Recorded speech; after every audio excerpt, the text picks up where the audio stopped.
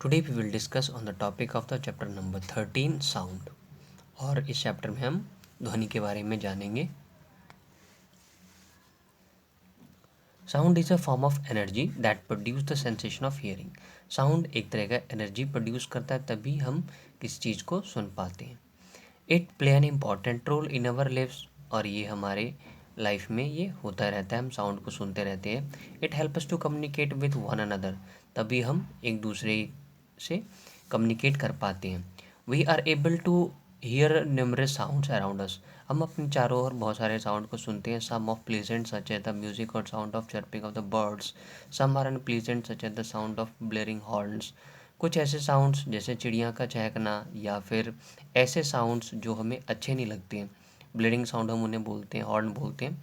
Some are shrills while others are bass. Some are loud and some are soft.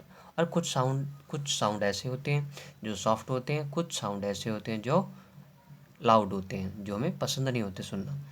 How sound is produced. Sound कैसे produce होता है?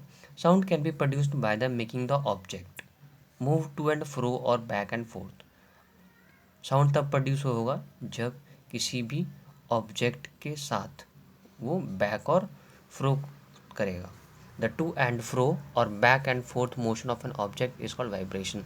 जब तक back and fourth motion नहीं होगा किसी भी ऑब्जेक्ट में, यानी वाइब्रेशन जब तक क्रिएट नहीं होगा, तब तक साउंड क्रिएट नहीं होगा। When a tightly stretch a band is plugged, जैसे कि आपने रबड़ को क्या किया, टाइटली पैक किया और उसको खींचा, तो क्या होगा, it vibrates and produce sound, और उसमें से क्या होगा, साउंड क्रिएट होगा और वाइब्रेट होगा। Vibration is some cases can be easily to be us. और इजीली आप देख सकते हैं रबड़ बैंड को जब आप खींचेंगे तो वाइब्रेशन उसमें होता है।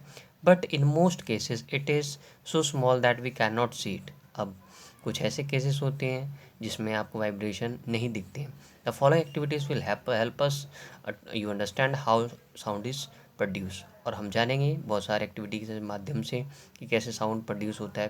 Characteristics of the vibration. Vibration के कैरेक्टरिस्टिक्स क्या हैं? The important 3 characteristics of the vibration are its frequency, amplitude and time period. These determine the characteristics of the sound produced.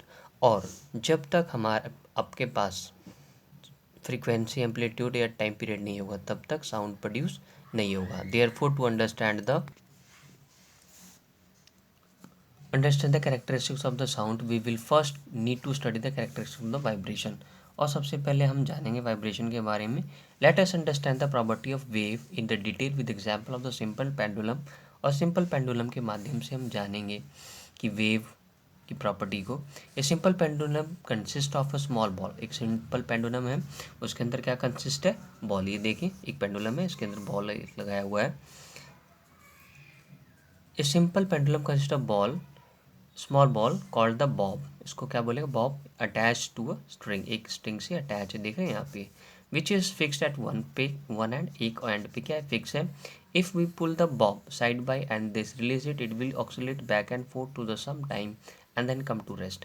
जैसे ये बॉल है, ये बॉल एक थ्रेड में बंधा हुआ है। आप इसको अगर थोड़ा सा धक्का देंगे तो एक्सट्रीम में जाएगा, फिर एक्सट्रीम पोजीशन इधर आएगा, फिर एक्सट्रीम पोजीशन बैकवर्ड आएगा। The position where it comes to rest. और कभी ऐसा भी होगा कि एकदम से स्थिर भी हो जाएगा, उसको हम बोलेंगे mean position. When a pendulum moves from position A to B, जब ए टू बी मूव करेगा, उसके बाद बी टू सी मूव करेगा, from C A to A, यानी सी से ए आएगा।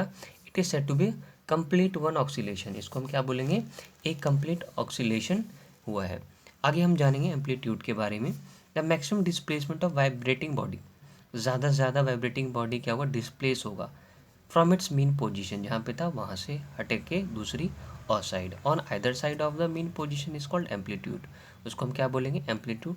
The maximum displacement occur when the bob is at position B and C. अब जानेंगे हम टाइम पीरियड के बारे में। Time period taken to complete one oscillation. Time period उसको बोलते हैं जो एक ऑक्सीलेशन को कंप्लीट होने में लगेगा। The time taken by the vibrating object to complete one to and fro movement is called time period. उसको हम क्या बोलेंगे, टाइम पीरियड। जो अप एंड डाउन मूवमेंट होगा, यानी टू एंड फ्रो मूवमेंट होगा, उसको हम टाइम पीरियड बोलेंगे। Time period is denoted by the T, उसको हम किससे डिनोट करेंगे, टी, और उसको मेजर हम कैसे करेंगे, सेकंड से। Time period equal to 1 upon frequency. In the figure time taken by the ball to travel from B to C and from C to A and then back to B is called its time period. अब हम जानेंगे frequency के बारे में। The frequency, number of vibration made by vibrating. आप देखेंगे vibration होने के बाद बहुत बार वो वाइब्रेट होता है कोई भी ऑब्जेक्ट या कोई body in 1 second is called frequency, उसको हम फ्रीक्वेंसी बोलते हैं। The SI unit of the frequency is the hertz, ऐसा यूनिट फ्रीक्वेंसी का क्या है, हर्ट्ज है। If a body moves 100 vibration in 1 second, अगर 100 वाइब्रेशन 1 सेकेंड में अगर होता है it frequency is 100 Hz. A tuning fork of frequency 384 Hz makes 384 vibration पर सेकेंड, यानी 384 टाइम्स अगर वाइब्रेट करेगा 1 सेकेंड में पर सेकेंड, तो 384 हर्ट्ज वो फ्रीक्वेंसी उसकी होगी। उसके बाद क्या होगा, वो स्ट्रक हो जाएगा, रुक जाएगा। The multiple unit kilo hertz is called 1000 hertz. Thank you, thanks lot, we will meet again in next topic with next video.